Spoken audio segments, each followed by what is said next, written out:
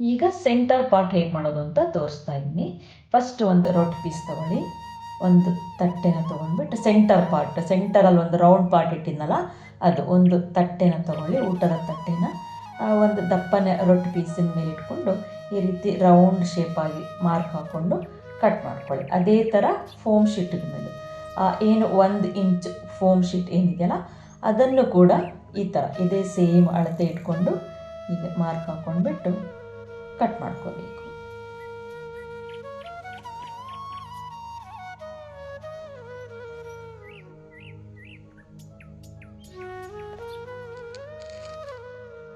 ಈಗ ಕಟ್ ಮಾಡಾಯಿತು.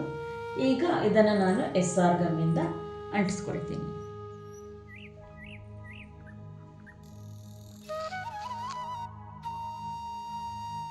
ಫೆವಿಕಾಲ್ ಆದರೂ ಹಚ್ಕೊಳ್ಳಿ, SR gum ಬೇಕಾದರೂ ಹಚ್ಕೊಳ್ಳಿ, ಎರಡೂ ಕರೆಕ್ಟಾಗಿ ಸ್ಟಿಕ್ ಆಗತ್ತೆ. ನಾನು ಇದಕ್ಕೀಗ SR ಗಮ್ ಅಪ್ಲೈ ಮಾಡ್ಕೊಳ್ತಾ ಇದ್ದೀನಿ, ಸ್ವಲ್ಪ ಫಾಸ್ಟಾಗಿ ವರ್ಕ್ ಆಗಲಿ ಅಂದ್ಬಿಟ್ಟು ಈಗ ನೋಡಿ ಅಂಟಿಸ್ಕೊಳ್ತೀನಿ. ಇದ್ರ ಮೇಲೇನೂ ಹಚ್ಕೋಬೇಕು, ಇದ್ರ ಮೇಲೆ ಹಚ್ಚಿ ಈ ಪೀಸನ್ನು ಇಟ್ಕೋಬೇಕು. ಅಂದರೆ 2 ಪೀಸ್ ತೊಗೊಂಡಿದ್ದೀನಿ ನಾನು. ಕ್ಲೀನಾಗಿ ಅದು ಆದಮೇಲೆ ಮೊಳೆಯನ್ನು ಹಚ್ಕೋಬೇಕು. ಏನು ಸೈಡ್ ಸುತ್ತಲೂ ಮೊಳೆಗನ್ನು ಹಾಕಿದರೆ ಕ್ಲೀನಾಗಿ ಅದು ಸೆಟ್ ಆಗುತ್ತೆ. ಸೆಟ್ ಆದಮೇಲೆ ಆಮೇಲೆ ತೆಗೆದುಬಿಡಬೇಕು. ಈಗ ಸೆಂಟರ್ ಪಾರ್ಟಿಗೆ ಒಂದು ರೋಲನ್ನು ಕಟ್ ಮಾಡ್ಕೊಳ್ತೀನಿ. 2.5 ಇಂಚಿಗೆ ನಾನು ಒಂದು ಪೇಪರ್ ರೋಲ್, ಅಂದರೆ ಅಲ್ಲಿ ಒಂದು ದೀಪದ ಸ್ಟ್ಯಾಂಡ್ ಮಾಡಬೇಕಲ್ಲ, ಹಾಗಾಗಿ ನಾನು 2.5 ಇಂಚಷ್ಟು ನಾನು ಒಂದು ಪೇಪರ್ ರೋಲನ್ನು ನಾನು ಕಟ್ ಮಾಡ್ಕೊಳ್ತೇನೆ. ನೀವು ಡಬ್ಬ ಬೇಕಿದ್ರೆ ಇಟ್ಕೊಳ್ಬೋದು, ಪ್ಲಾಸ್ಟಿಕ್ ಡಬ್ಬ ಆಗಿರ್ಬೋದು, ಫೆವಿಕಾಲ್ ಡಬ್ಬಗಳು ಬರುತ್ತೆ ಅದನ್ನು ಬೇಕಾದರೂ ಇಟ್ಕೊಳ್ಬೋದು. ನಾನು ಪೇಪರ್ ರೋಲ್ ಇಟ್ಕೊಳ್ತಾ ಇದ್ದೀನಿ. ಈಗ ಇದು ಕಟ್ ಮಾಡಿ ಆದಮೇಲೆ ಇದ್ರ ಮೇಲ್ಗಡೆ ಮತ್ತೆ ಒಂದು ಸ್ಟ್ಯಾಂಡಿಗೆ ಒಂದು ರೋಲ್, ಮತ್ತೊಂದು ರೋಲ್ ಬರಬೇಕಲ್ಲ, ಅಂದರೆ ಅಲ್ಲಿ ದೀಪನ ಕೂರಿಸ್ಬೇಕಲ್ಲ. ಸೊ ಹಾಗಾಗಿ ನಾನು ಈ ಪ್ಲೇಟನ್ನು, ಅಂದರೆ ಚಿಕ್ಕ ಪ್ಲೇಟನ್ನು ಇಟ್ಕೊಂಡು ಆ ರೊಟ್ಟಿನ ಮೇಲೆ ಇಟ್ಕೊಂಡು ಸೇಮ್ ಸೈಜ್ ರೊಟ್ಟು, ಸೇಮ್ ಸೈಜ್ ಅಂದರೆ ಫೋಮ್ ಶೀಟ್ ಎರಡು ಕಡೆ ದೀಪನ ಇಡ್ಲಿಕ್ಕೋಸ್ಕರ ಇದು ಇನ್ನೊಂದು ಪ್ಲೇಟ್ ರೆಡಿ ಮಾಡ್ಕೊಳ್ತಾ ಇದ್ದೀನಿ. 2 ಪೀಸು ಮಾಡ್ಕೊಂಡು ಈಗ ಇದ್ರ ಸುತ್ತಲೂ ಈಗ ಫೋಮ್ ಶೀಟನ್ನು ಹಚ್ಕೊಳ್ತೀನಿ ನಾನು. ಈ ಬ್ಲ್ಯಾಕ್ ಕಲರ್ ಫೋಮ್ ಶೀಟ್ ಅಂದರೆ ಫಿನಿಶಿಂಗ್ ಚೆನ್ನಾಗಿ ಬರಲಿ ಅಂತ. ಇದು ಸ್ವಲ್ಪ ಫಿನಿಶಿಂಗ್ ಚೆನ್ನಾಗಿರೋದಿಲ್ಲ, ಈ ಏನು ನಾವು ಫೋಮ್ ಶೀಟ್ ಕಟ್ ಮಾಡ್ಕೊಂಡಿರ್ತೀವಲ್ಲ, ಇದು ಫಿನಿಶಿಂಗೋಸ್ಕರ ಈ ರೀತಿ ಬ್ಲ್ಯಾಕ್ ಕಲರ್ ನಾನು ಫೋಮ್ ಶೀಟನ್ನು ಸೇಮ್ ಅಳತೆಗೆ ನಾನು 2.5ಕ್ಕಿಂತ ಸ್ವಲ್ಪ ಜಾಸ್ತಿನೇ ತೊಗೊಳ್ತೀನಿ. ಆಮೇಲೆ ತೋರಿಸ್ತೀನಿ ಯಾಕೆ ಜಾಸ್ತಿ ತೊಗೊಂಡಿದ್ದೀನಿ ಅಂತ. 2.5ಕ್ಕಿಂತ ಸ್ವಲ್ಪ ಜಾಸ್ತಿನೇ ತೊಗೋಬೇಕಿದು. ಈ ಫೋಮ್ ಶೀಟನ್ನು ಹೀಗೆ ನೀಟಾಗಿ ಕಟ್ ಮಾಡ್ಕೊಂಡು black colour 1/2 inch foam sheet ಇದು. ಈಗ ನೋಡಿ ತೋರಿಸ್ತೀನಿ, ಇದ್ರ ಸುತ್ತಲೂ ನಾವು ಇಟ್ಕೊಳ್ಬೇಕು. ಇಟ್ಕೊಂಡು ನೋಡ್ಕೊಂಡು ಆದಮೇಲೆ ಇದನ್ನು ಸ್ವಲ್ಪ ನಾನು 1/4 ಇಂಚ್ ಅಷ್ಟು ಜಾಸ್ತಿ ತೊಗೊಂಡಿದ್ದೀನಿ. ಯಾಕೆ ಅಂತ ನಾನು ಆಮೇಲೆ ಹೇಳ್ತೀನಿ. ಈಗ ನೋಡಿ ಇದನ್ನು ಫಸ್ಟ್ ಕಟ್ ಮಾಡ್ಕೊಂಡು ಸುತ್ತಲೂ ಗಮ್ಮಿಂದ ಹಚ್ಕೊಳ್ಬೇಕು.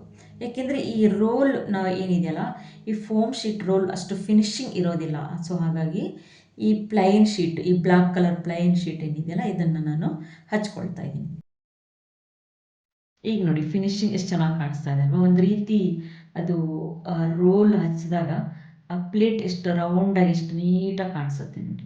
ಸುತ್ತಲೂ ಹಚ್ಕೊಳ್ಬೇಕು. ಇದಕ್ಕೂ ಕೂಡ ನಾನು ಮೊಳೆ ಹಾಕ್ಕೊಳ್ತೀನಿ, ಏಕೆಂದರೆ ಅದು ಗಮ್ ಬಿಟ್ಕೊಳ್ಬಾರ್ದಲ್ಲ. ಸೊ ಹಾಗಾಗಿ ಸುತ್ತಲೂ ನಾನು ಮೊಳೆ ಹಾಕಿ ಟೈಟ್ ಮಾಡ್ಕೊಂಡ್ಬಿಡ್ತೀನಿ. ಆಮೇಲೆ ಡ್ರೈ ಆದಮೇಲೆ ಆ ಮೊಳೆನೆಲ್ಲ ತೆಗೆದುಬಿಡಬೇಕು, ಏಕೆಂದರೆ ನಮ್ಗೆ ಇಟ್ಕೊಂಡೇ ಇರೋಕ್ಕಾಗೋದಿಲ್ಲಲ್ಲ, ಕೈ ನೋವಾಗುತ್ತಲ್ಲ. ಸೊ ಹಾಗಾಗಿ ನಾವು ಈ ರೀತಿ ಮೊಳೆಗಳನ್ನು ಅಲ್ಲಲ್ಲಿ ಚುಚ್ಕೋಬೇಕು.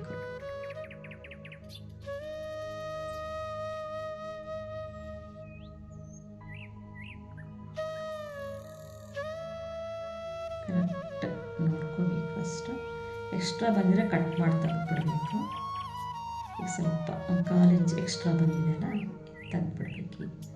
ಈಗ ನೋಡಿ ಕ್ಲೀನಾಗಿ ಒಳಗಡೆ ಕೂರಿಸ್ಕೊಂಡು ಅಷ್ಟು ಗಮ್ಮೆಲ್ಲ ಒತ್ಕೊಂಡು ಆಮೇಲೆ ಮತ್ತೆ ತುದಿಗೂ ಕೂಡ ನಾವು ಮೊಳೆಯನ್ನು ಚುಚ್ಕೋಬೇಕು.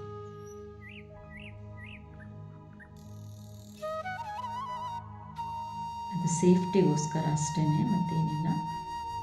ಆಮೇಲೆ ಎಲ್ಲ ತೆಗೆದುಬಿಡ್ತೀನಿ.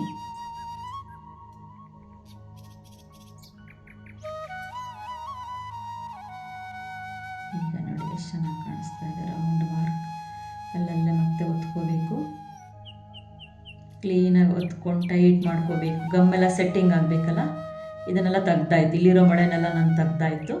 ಆಮೇಲೆ ಡ್ರೈ ಆದಮೇಲೆ ಇದನ್ನು ನಾನು ತೆಗ್ದುಬಿಡ್ತೀನಿ. ಇದಕ್ಕೂ ಕೂಡ ಅದೇ ರೀತಿ ನಾನು ರೆಡಿ ಮಾಡ್ಕೊಳ್ತೀನಿ. ಈಗ ಸೆಂಟರ್ ಪಾರ್ಟ್ ಇಟ್ಟು ನೋಡ್ಕೊಳ್ಬೇಕು. ಈಗ ಎಲ್ಲ ಡ್ರೈ ಆಯ್ತದು. ಈ 1/4 ಇಂಚಷ್ಟು ಯಾಕೆ ಬಿಟ್ಕೊಂಡಿದ್ದೀನಿ ಅಂದರೆ ಈ ಗುಂಡುಗಳು ಒಳಗಡೆ ಹೋಗಬೇಕಲ್ಲ, ಆ ಗುಂಡು ಕಾಣಿಸ್ಬಾರ್ದಲ್ಲ. ಸೊ ಅದಕ್ಕಾಗಿ ನಾನು 1/4 ಇಂಚಷ್ಟು ನಾನು ಆ ಫೋಮ್ ಶೀಟನ್ನು ಮೇಲ್ಗಡೆಗೆ ಬಿಟ್ಕೊಂಡಿರೋದು. ಅಲ್ಲಿ ಕಾಣಿಸ್ತಾ ಇದೆ ನೋಡಿ, ಎಲ್ಲ ಗಮ್ಮೆಲ್ಲ ಆಯಿತು, ಅಂಟಾಯಿತು. ಈಗ ಇದನ್ನು ಈ ಮೊಳೆಗಳನ್ನು ತೆಗೆದುಬಿಡ್ತೀನಿ.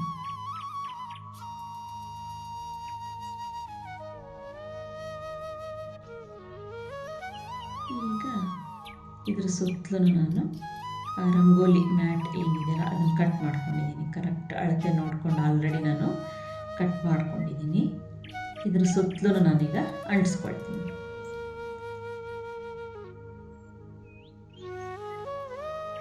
ಮೂರು ಇಂಚಷ್ಟು ನಾನು ಕಟ್ ಮಾಡ್ಕೊಂಡಿದ್ದೀನಿ. ಸ್ವಲ್ಪ ಜಾಸ್ತಿನೇ ಕಟ್ ಮಾಡ್ಕೊಳ್ಬೇಕು. ಈಗ ಮತ್ತೆ ಸ್ವಲ್ಪ ಅಲ್ಲಿ SR ಗಮ್ ಅಪ್ಲೈ ಮಾಡಿಕೊಂಡು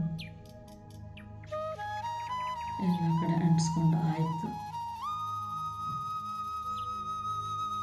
ಸೇಫ್ಟಿಗೋಸ್ಕರ ಅಷ್ಟೇ ನಾವು ಗಮ್ಮನ್ನು, ಎಲ್ಲ ರಿಂಕಲ್ ಬಂದಿರುತ್ತೆ, ಆ ಸೇಫ್ಟಿಗೋಸ್ಕರ ನಾವು ಗಮ್ಮನ್ನು ಸ್ವಲ್ಪ ಅಪ್ಲೈ ಮಾಡಿಕೊಂಡ್ರೆ ಒಳ್ಳೆಯದು. ಈಗ ನೋಡಿ ಸುತ್ತಲೂ ಆಲ್ರೆಡಿ ಹಚ್ಕೊಂಡಿದ್ದೀನಿ ನಾನು.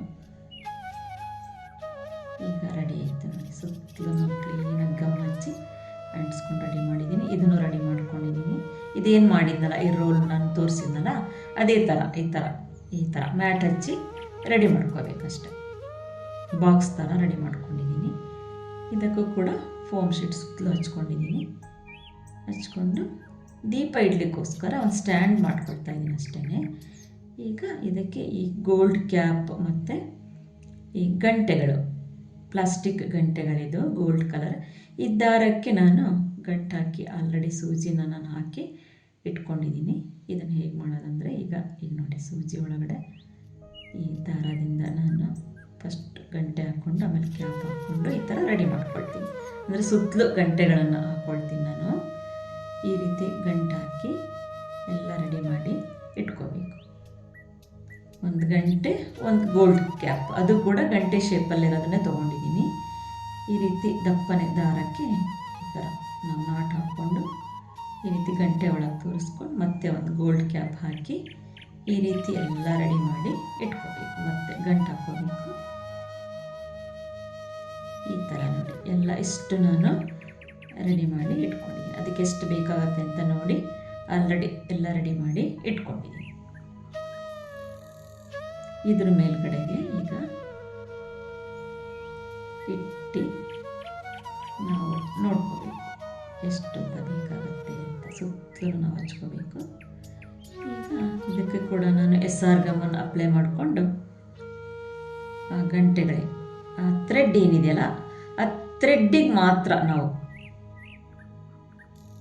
ಟಚ್ ಆಗಬೇಕಂದ್ರೆ ಗಂಟೆಗೆ ಟಚ್ ಮಾಡಬಾರ್ದು. ಈಗ ನೋಡಿ ಈ ಥ್ರೆಡ್ಡಿಗೆ ಮಾತ್ರ ಹೀಗೆ SR ಗಮ್ಮನ್ನು ಹಚ್ಚಿಬಿಟ್ಟು ಇದಕ್ಕೆ SR ಗಮ್ಮೇ ಹಚ್ಕೊಳ್ಳಿ. ಫೆವಿಕಾಲ್ ಆದರೆ ತುಂಬ ಡಿಲೇ ಆಗುತ್ತೆ, ಅದು ನಿಮ್ಗೆ ಅಂಟಿಸೋದು. SR ಗಮ್ ಹಚ್ಕೊಂಡ್ರೆ ಬೇಗ ಕ್ವಿಕ್ಕಾಗಿ ಇದು ಸೆಟ್ ಆಗುತ್ತೆ. ಹೀಗೆ ಅಂಟಿಸ್ಕೊಳ್ತಾ ಹೋಗಬೇಕು. ಗಂಟೆ ಅಂದರೆ ಸ್ವಲ್ಪ ಗ್ಯಾಪ್ ಬಿಡಬೇಕು, ಅದು ತುಂಬ ಮೇಲಕ್ಕೂ ತೊಗೋಬೇಡಿ. ಸ್ವಲ್ಪ ಅದು ಶೇಕ್ ಆಗಬೇಕಲ್ಲ ಅಷ್ಟು ಮಾತ್ರ ನಾವು ಕೆಳಗಡೆ ಬಿಟ್ಕೊಂಡ್ರೆ ಸಾಕು. ಆಮೇಲೆ ಇದ್ರ ಸುತ್ತಲೂ ನಾನು ರಂಗೋಲಿ ಮ್ಯಾಟ್ ಹಚ್ಕೊಳ್ತೀನಿ. ಈಗ ಫಸ್ಟ್ ಆ ರಂಗೋಲಿ ಮ್ಯಾಟ್ ಹಚ್ಚೋದಕ್ಕಿಂತ ಮುಂಚೆ ನಾವು ಈ ಗಂಟೆಗಳನ್ನೆಲ್ಲ ಹಚ್ಕೊಂಡ್ಬಿಡ್ಬೇಕು.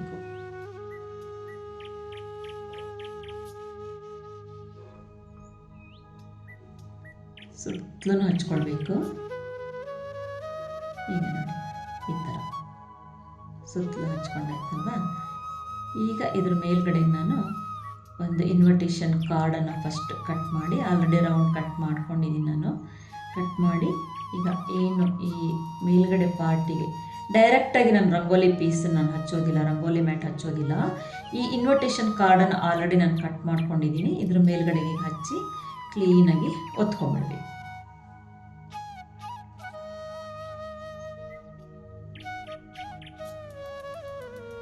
ಈಗ ನೋಡಿ ಕ್ಲೀನಾಗಿ ಸೆಟ್ ಆಯ್ತಲ್ವಾ. ಈಗ ಸ್ವಲ್ಪ ಅಲ್ಲಲ್ಲೇ ದಾರನೆಲ್ಲ ಎಳ್ಕೋಬೇಕು. ಅಂಟ್ಕೊಂಡಿರುತ್ತದು ಗಂಟೆ ಅಂಟ್ಕೊಂಡಿರುತ್ತಲ್ಲ, ಇದು ಮೇಲ್ಗಡೆನೂ ಕ್ಲೀನಾಗಿ ಒತ್ಕೋಬೇಕು. ಗಂಟೆಗಳೆಲ್ಲ ಸರಿ ಮಾಡಿಕೊಂಡು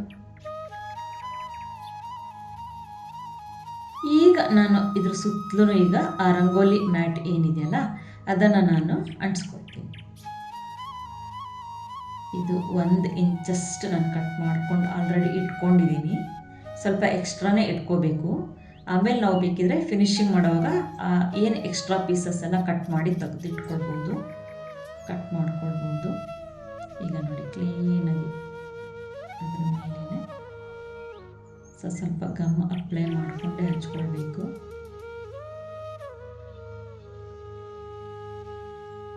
ಈಗ ನೋಡಿ ಸುತ್ತಲೂ ನಾನು ಸ್ವಲ್ಪ ಗಮ್ ಹಚ್ಕೊಂಡು ಅದು ಅಂಟಿಸ್ಕೊಂಡ್ಬಿಟ್ಟೆ. ಈಗ ಮೇಲ್ಗಡೆಗೆ ನಾವು ಈ ಸ್ವಲ್ಪ ಅಗಲವಾಗಿರೋಂಥ ರಂಗೋಲಿ ಪಾರ್ಟನ್ನು ಹಚ್ಕೋಬೇಕು.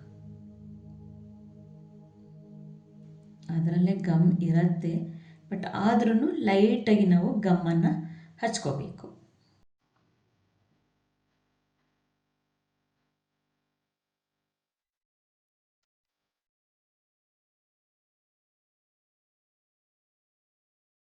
ಈಗ ಈ ರಂಗೋಲಿ ಮ್ಯಾಟ್ ಏನಿದೆಯಲ್ಲ ಇದನ್ನು ಲೈಟಾಗಿ ಒತ್ತಿ ಕ್ಲೀನಾಗಿ ಫಿನಿಶಿಂಗ್ ಮಾಡ್ಕೋಬೇಕು. ಇದೆಲ್ಲ ಅಂಟಿ ಆದಮೇಲೆ ಆ ಸೈಡ್ ಎಕ್ಸ್ಟ್ರಾ ಪೀಸಸ್ ಏನಿರುತ್ತಲ್ಲ ಅದನ್ನೆಲ್ಲ ತೆಗೆದುಬಿಡ್ಬೇಕು. ರೆಡಿ. ಈಗ ಆ ಸ್ಟ್ಯಾಂಡ್ ಏನು ಮಾಡ್ಕೊಂಡಿದ್ನಲ್ಲ, ಆ ಬಾಕ್ಸ್ ಏನು ರೆಡಿ ಮಾಡ್ಕೊಂಡಿದ್ನಲ್ಲ ಅದಕ್ಕೂ ಕೂಡ ನಾನು ಗಮ್ ಹಾಕಿಬಿಟ್ಟು ಈ ದೀಪ ಇಡೋ ಒಂದು ಸೆಂಟ್ರ್ ಪಾಟನ್ನು ನಾನು ರೆಡಿ ಮಾಡ್ಕೊಳ್ತಾ ಇದ್ದೀನಿ. ಇದನ್ನು ಈ ರೋಲ್ ಡಬ್ಬ ಏನು ಮಾಡ್ಕೊಂಡಲ್ಲ ಅದನ್ನು ಈಗ ಕರೆಕ್ಟ್ ಸೆಂಟ್ರಲ್ಲಿ ನಾನು ನೋಡಿ ಆಲ್ರೆಡಿ ಮಾರ್ಕ್ ಹಾಕಿ ಇಟ್ಕೊಂಡಿದ್ದೀನಿ. ನೋಡಿ ಆಲ್ರೆಡಿ ನಾನು ಮಾರ್ಕ್ ಹಾಕಿ ಇಟ್ಕೊಂಡಿದ್ದೀನಿ. ಈಗ ಇದನ್ನೆಲ್ಲ ಅಂಟಿಸ್ಬಿಟ್ರೆ ಒಂದು ಸ್ಟ್ಯಾಂಡ್, ದೀಪ ಇಡುವ ಒಂದು ಸ್ಟ್ಯಾಂಡ್ ರೆಡಿ ಆಯಿತು. ಕ್ಲೀನಾಗಿ ಒತ್ಕೋಬೇಕು. ಇದೆಲ್ಲ ಡ್ರೈ ಆದಮೇಲೆ ನಾವು ಅಂಟಿಸ್ಕೊಳ್ತಾ ಹೋಗಬೇಕು. ಈಗ ನೋಡಿ ದೀಪ ಇಡೋದಕ್ಕೆ ಒಂದು ಪುಟಾಣಿ ಸ್ಟ್ಯಾಂಡ್ ರೆಡಿ ಆಯಿತು. ಇದು ರಂಗೋಲಿಯ ಸೆಂಟರ್ ಪಾರ್ಟ್. ಇದು ಈಗ ಇಟ್ಟು ನೋಡ್ಕೋಬೇಕು ಕರೆಕ್ಟಾಗಿ. ಈಗ ಇದ್ರ ಸುತ್ತಲೂ ಕೂಡ ನಾವು ಏನು ಕುಚ್ಚುಗಳನ್ನು, ಉಲ್ಲನ್ ಕುಚ್ಚುಗಳನ್ನು ನಾನು ಮೊಳೆ ಹಾಕಿ ಏನು ತೋರಿಸಿದ್ನಲ್ಲ, ಈಗ ನೋಡಿ ಆಲ್ರೆಡಿ ಎಲ್ಲ ನಾನು ಮೊಳೆ ಹಾಕಿ ಇಟ್ಕೊಂಡಿದ್ದೀನಿ. ಇದನ್ನು ಫುಲ್ಲು ಸುತ್ತಲೂ ನಾವು ಚುಚ್ಕೊಳ್ಬೇಕು. ಈ ಸೆಂಟ್ರ್ ಪಾರ್ಟ್, ದೀಪ ಇಡೋ ಪಾರ್ಟನ್ನು ಕೂಡ ನಾವು ಆಲ್ರೆಡಿ ಟೇಪಲ್ಲಿ ಕರೆಕ್ಟ್ ಸೈಜು ಸೆಂಟರ್ಗೆ ನಾವು ಎಷ್ಟು ಇಂಚಿಗೆ ಬರುತ್ತೆ ಅಂತ ಆಲ್ರೆಡಿ ಮಾರ್ಕ್ ಹಾಕಿ ಇಟ್ಕೊಳ್ಬೇಕು. ಆಮೇಲೆ ನಾವು ಈ ಕುಚ್ಚುಗಳನ್ನು ಚುಚ್ತಾ ಹೋಗಬೇಕು. ಸುತ್ತಲೂ ಚುಚ್ಕೋಬೇಕು.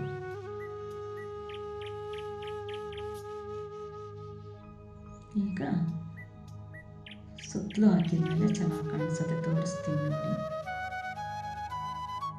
ಈಗ ನೋಡಿ ಮುಗಿತದಂತ. ಅಲ್ಲಿ ಏನು ಆ ಸ್ಟ್ಯಾಂಡ್ ಇಡ್ಲಿಕ್ಕೋಸ್ಕರ ಅಲ್ಲಿ ವೈಟ್ ಪಾರ್ಟ್ ಕಾಣಿಸ್ತಾ ಇದೆಯಲ್ಲ ಅದಷ್ಟಕ್ಕೆ ನಾನು ಮಾರ್ಕ್ ಹಾಕ್ಕೊಂಡು ಗ್ಯಾಪ್ ಬಿಟ್ಕೊಂಡು ಬಿಟ್ಟಿದ್ದೀನಿ ನಾನು. ಈಗ ಫಿನಿಶಿಂಗ್ ಆಗ್ತಾ ಬಂತಿದ್ದು.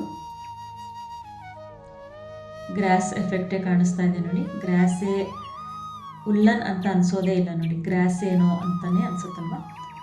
ಈಗ ಆಯಿತು, ಸುತ್ತಲೂ ಆಯಿತು. ಈಗ ಈ ಪಾರ್ಟ್ ಏನು ಸೆಂಟ್ರ್ ಪಾರ್ಟ್ ಏನು ಮಾಡ್ಕೊಂಡಿದ್ನಲ್ಲ ಅದು ನೋಡಿ ಕ್ಲೀನಾಗಿ ಹೋಗಿ ಕೂತ್ಕೊಳ್ಳುತ್ತೆ. ಈಗ ರಂಗೋಲಿಯ ಸೆಂಟ್ರ್ ಪಾರ್ಟ್ ಕೂಡ ರೆಡಿ ಆಯಿತು.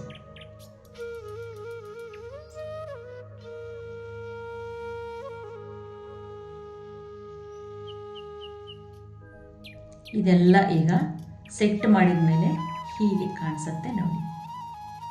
ಇದು ಆದಮೇಲೆ ನಾನು ಹೂವಿನ ಡೆಕೋರೇಷನ್ ಮಾಡಿದ ಮೇಲೆ ಎಷ್ಟು ಗ್ರ್ಯಾಂಡಾಗಿ ಕಾಣಿಸುತ್ತೆ ಅಂತ ನೀವೇ ನೋಡಿ. ಇನ್ನೇನು ಹಬ್ಬಗಳ ಹತ್ತಿರ ಬರ್ತಾ ಇದೆ. ಈ ರೀತಿ ಟ್ರೆಡಿಷನಲ್ ರಂಗೋಲಿಗಳನ್ನು ಮಾಡಿಟ್ಕೊಳ್ಳಿ. ಹಬ್ಬದ ಸಮಯದಲ್ಲಿ ನಿಮಗೆ ಸಮಯನೂ ಕೂಡ ಉಳಿತಾಯ ಆಗುತ್ತೆ. ನೀವು ಟ್ರೈ ಮಾಡ್ತೀರ ತಾನೆ?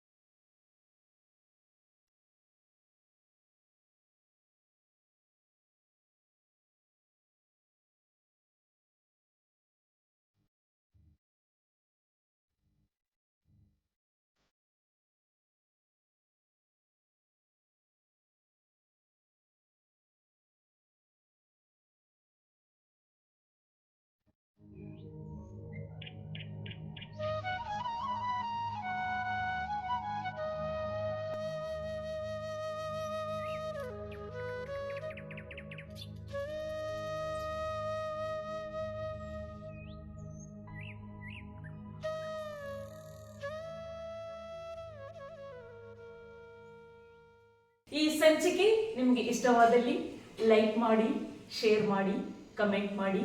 ಹಾಗೇನೇ ನನ್ನ ಚಾನಲ್ಗೂ ಕೂಡ ಸಬ್ಸ್ಕ್ರೈಬ್ ಆಗಿ ಅಂತ ಕೇಳ್ಕೊತೀನಿ. ಧನ್ಯವಾದಗಳು.